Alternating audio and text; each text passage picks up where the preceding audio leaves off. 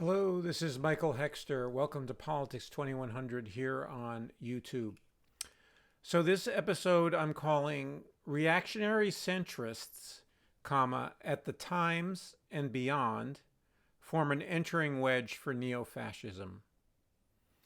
So this is a continuation of really the topic that was the initial impetus for me starting this particular vlog, or moving Politics 2100 onto into video from its original form as a written blog, and also a post on Politics 2100 about basically the center right, center left, and media infrastructure of the United States.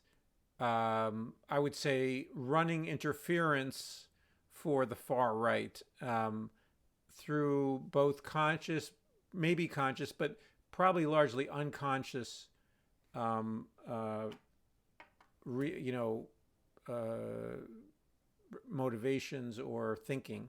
So as a byproduct of being who they are and doing their jobs, either as politicians or as media pundits, they have made the increasingly extreme far right appear to be normal and appear to be something that you can, while maybe occasionally gauche, occasionally meaning distasteful,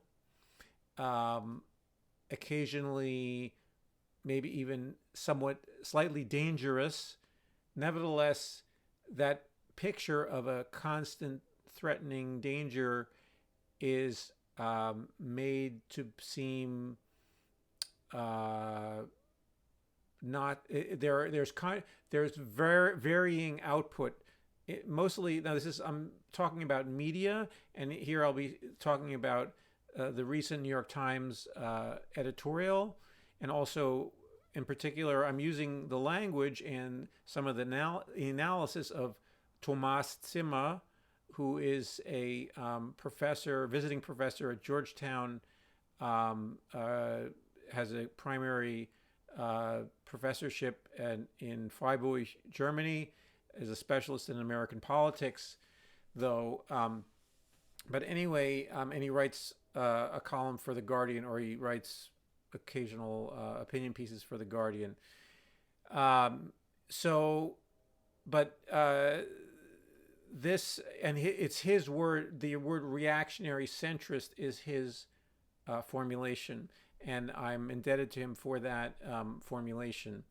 But as I say, as it's been a preoccupation of mine for maybe over a year or more, to chronicle and understand how the Democratic Party and the establishment media elite have made the supposedly distasteful and extreme far right seem less extreme, less dangerous, and not the threat to democracy that they are, and or to make that threat seem somewhat minimized, or to use a German word, verniedlicht, okay, so to be made cute, okay, in some ways, or domesticated is probably a better word, that they domesticated and put through the sieve of the leisurely read that for instance, the New York Times readers want, so as not to feel agitated or threatened, or also motivated to act, and to act against these threats to democracy. So lulling people.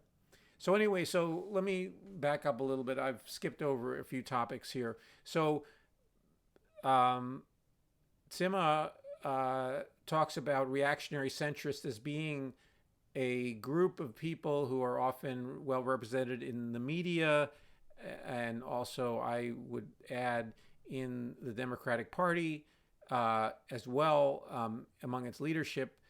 There are people who are very comfortable, part of the establishment, and they feel threatened by some of the more action-oriented liberal and also left parts of the political spectrum. Now, some of these people on the quote-unquote left are people who I would consider to be not truly left. Many of them are sort of neoliberal left in some way or another, or they're identity politics oriented people. Now, their causes are just, I think, in many cases, but they reduce politics to identity categories, and I am, but anyway, so this group of reactionary centrists is threatened by those people, and tries to do a both-sidesism to try to balance out the extremity of the far right with the assumed extremity of the far left and the dangers of the far left. And so this recent editorial, America's Free Speech Problem, in the Times, was an elaborate, it was a very large editorial. It was in the Sunday Review section. It took up better part of a page, which is a big page, and it was clearly the centerpiece of the editorial board of the New York Times, and it had been pre-published already on the web, and there are many very, including Zimmer, many smart critics who have pointed out its flaws. And I'm not going to go into great detail. I will link in the description box to some very detailed analyses of this particular editorial.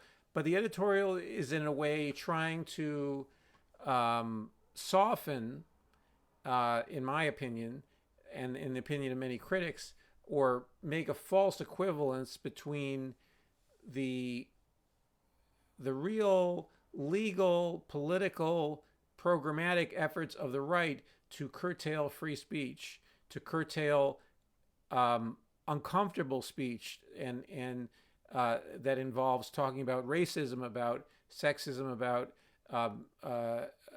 transsexuality, anything that is discomforting to certainly the far right, but also one thinks with this reactionary centrist viewpoint also to these people who are considered to be not social conservatives, okay, who think of themselves as modern, as Enlightenment people who inherit the Enlightenment. And while the far right does not, the far right is really anti-Enlightenment, and they're open in a way about, they don't use the word Enlightenment, but they're open in their flight from Enlightenment concepts. But anyway, these reactionary centrists are people who are looking for an excuse to distance themselves from quote unquote liberalism or liberal values or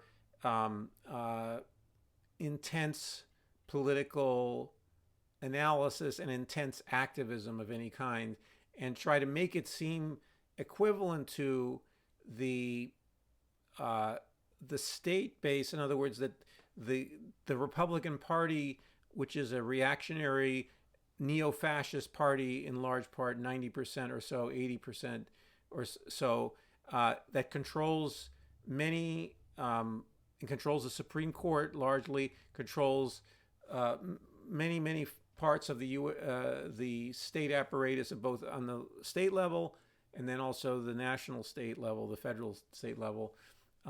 Sorry to use the word state. I'm using it in the general political science way to talk about government. So, but anyway, so that party is enacting via its power laws that radically change the voting system and also the abortion rights system, and therefore women's relationship to their bodies and to sexuality in, for instance, in Idaho and in Texas.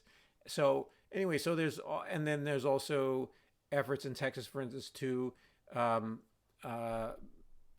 get rid of tenure in state institutions. So all of this are activities that are involving legal and bureaucratic changes, and this Times editorial makes those equivalent to the shaming and the self-censorship mostly, but also, some activists who call out what they consider to be injustices and of various kinds: racism, sexism, transphobia, so forth and so on. And they try to make that sort of activist culture equivalent to these state actions of a party that controls many has complete control in many states, controls many state legislatures, and maybe engineering another takeover of Congress in November, or at least one house of Congress potentially, and so and will then have huge power to enact these ideas. And meanwhile, this left of activists has some influence over parts of the Democratic Party, but it's not very much influence at all. And many of the Democratic leaders are also in this reactionary centrist category of people who are very fearful of activism, and they want to distance themselves from it, and they're trying to really sort of embrace that little portion of the Republican Party that is still, or the former base of the Republican Party that feels alienated from the neo-fascist, neo-Confederate GOP as it now stands. And so, or Trumpist, Republican Party. And so these reactionary centrists feel this kinship with the moderate Republicans, or the Republicans who supposedly are more rational than the Trumpists, and they are trying to ally themselves to their right rather than to ally themselves with the left. So these editorials, like the one that the Times editorial board wrote, are efforts to make these two things equal, and by doing that, they make much more respectable Now they're poo-pooing the right wing. They're saying it's wrong, it's bad to do that, but they're saying, well, really, it's both sides are doing it, and some of the rationale for the right wing is in fact the critical race theory mythos that it is all powerful. Critical race theory is all powerful in the school system, in universities, so forth and so on, when in fact it has a narrow band of application, and it's a legal theory. It's true that there are many liberals and who think it's basically right, but they're not. Many of them are not in a position to teach in schools or whatever. So it's really a theory about U.S. history that if translated from its legal origin to let's say American history class or so forth and so on, it it would make an interesting thesis that you could talk about, and it shouldn't be banned like basically like the Republicans want to do. The Republicans are saying it's it's un-American. Okay, so to talk about the sins of the American state, or whatever it is, the negative aspects of American history, of which there are many, is a betrayal to them. So anyway, so the creation of this balance, this both-sidesism, or this false balance, and to inflate and really make this sort of threat of shaming by activists as being the same as actual literal censorship and changing of institutions by law, makes that it justifies the second one. It justifies what the GOP is doing. So it becomes the entering wedge for what I'm calling the neo-fascists in the GOP, and by saying, well, they have, we're upset about this free speech, problem in America, and so are the GOP, so are the neo-fascists, okay, who are actually taking steps to ban critical race theory. So, or what they call critical race theory, basically talking about slavery, talking about, other issues in American history that are controversial, and that, the internment of the Japanese in the Second World War. There's any number of different other points where, where you talk about American history in a way that reflects problems as well as triumphs, or positive things. And the GOP wants the history profession and the teaching profession to just create this positive PR for the United States within the schools. So anyway, this reactionary centrist tendency is, I think, partly a function of cowardice. In other words, I think that at base, there's cowardice, and there's also comfort. So it makes these people who have made careers in various media or in politics, so forth and so on, that revolve a lot around compromise with corporate interests, among other things, are very comfortable. The elite of those professions are very comfortable, and they are very they don't the idea of activists pushing the envelope or changing rules or making people more accepting of a different narrative of American history, or that they are somewhat uncomfortable with it. But furthermore, I think it's, in my mind, even more important that they are just afraid of the right wing. They are afraid of the fanatical, gun-toting base of the right wing. They don't want to they don't want to risk their comfortable lifestyles by calling out the increasing danger of the right wing. And they think of objectivity as a journalist as being just saying, well, everybody is doing the same thing. So if one side is doing it, of the political spectrum is doing it, then the other side is doing it.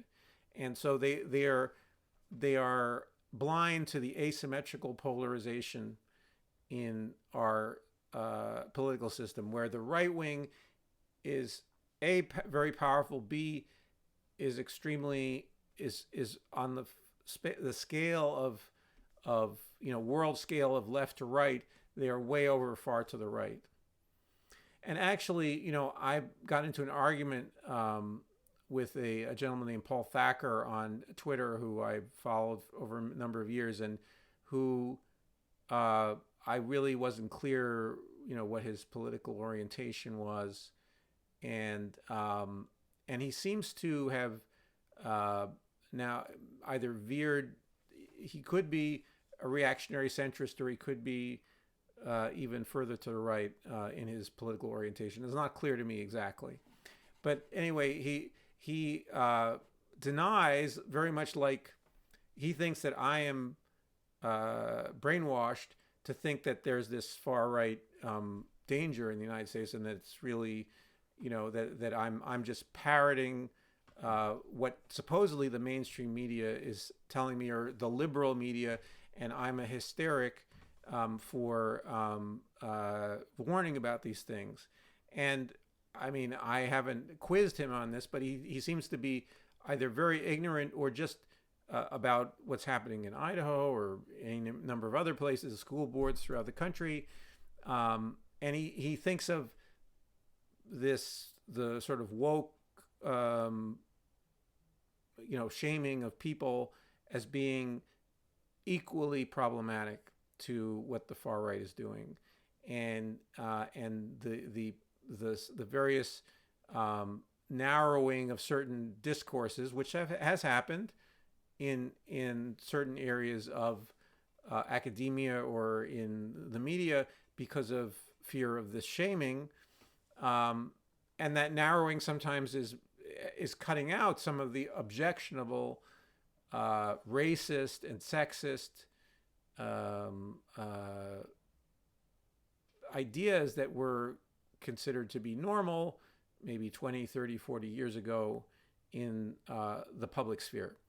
And so, and anyway, so this, in my arguments with him on Twitter and so forth and so on, he has, thought that I'm just out to lunch because I think this right wing exists, and he doesn't seem to have I've asked him point blank, does he think it exists, or do we have a concept of a right wing at all? And he seems to deny that entirely. Again, either not answering it. I don't know. It's kind of disgusting how he's handled this interaction with me, in my opinion. But anyway,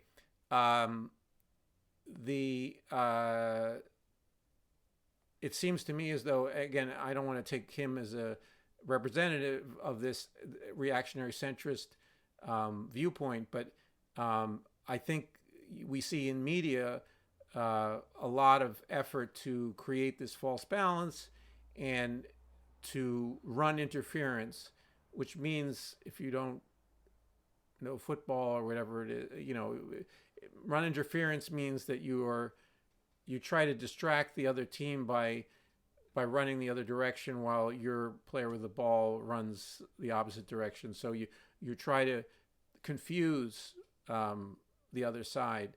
And so I think in the case of, I don't know about the gentleman I was just talking about, but I think it's unconscious with many of these commentators, and including the editorial board of the New York Times. They're not in touch with their own fear, in my opinion, their fear of the right wing, and they're not, and they're also in touch with a sense, or they're not in touch with their sense of disgust at that they might feel toward the left wing that is trying, or the liberal identitarians, and also further left people who are interested in other issues. They're not, in touch with that, and so they don't understand how they're distorting reality to make their points. And that's obviously my opinion, and that's not, I can't substantiate that one way or the other. I just would assume that, to me, to the right wing, if I had a position of a bigger, a bullhorn or whatever it is, that I would be potentially getting lots of hate mail, and potentially threats, and so forth and so on, and maybe even real threats to me if I had a bigger platform. So so I would think that they are potentially in a self-protected manner, either saying, yeah, it doesn't really exist, the right wing, it doesn't really exist as a clear threat to democracy, or if it does, it sort of pokes its head up and then it comes back. Meanwhile, but they also are justified because of this left-wing cancel culture. So as a coda, let me say, and I've done other episodes, and I will do more in that. I am not a huge fan of some of what's being criticized as, political correctness or the sort of codes of speech that are not very well thought through, and that I am concerned about narrowing discourse in some areas. But it's something that needs to be discussed on its merits, and it needs to be, and it's not a very strong movement. I mean, it has some power. It doesn't have zero power, but it's more of a soft power that is going to not really do much at all in comparison to these legal changes. And furthermore, that that culture of sort of mostly what I call woke identitarianism is a distraction from the real economic class conflict that is often at the base of many of these of the issues that people are facing now. It's not all issues, but it does impact many issues, and the role of corporate power in American public life and in American economic life and in American political life. So all of this conflict that we're talking about is itself a distraction. I'm not taking the side of, in a way, of the woke identitarians, only insofar as to say they're not as powerful as the GOP. They're not growing in size, and they're not threatening physical violence and a bunch of different other things. And they are there are elements to that what they do that are positive, and there's certainly ideals that I share within that community that I'm not really a part of, but I'm also semi a part of in some way or another. But I am critical of it as well. So, but still, that politics based on mostly identity issues is mostly a distraction from basic economic questions. It's not only that, and I think race is one of the fundamental categories but race as a means of, as Adolf Reed often talks about, as a means to create a useful but cheap, or not free but cheap labor force that will do the work of the ruling elites and so forth and so on. So anyway, so the just to summarize, reactionary centrism is another way to phrase what I've been talking about, some of the things I've been talking about in a number of early episodes of Politics 2100, as it functions, certainly, or they're a name for the group of the people who function as these sort of PR agents for, unconsciously, PR agents for a far right, or running interference for a far right that has grown in power and in determination and in fanaticism, okay, over the last 4 or 5 years. So anyway, so if you are enjoying this video or getting something out of it, please like it, and please share your comments below about this topic. And also, if you're in general liking Politics 2100 and the work I'm doing here, please subscribe. And I look forward to seeing you in the next video.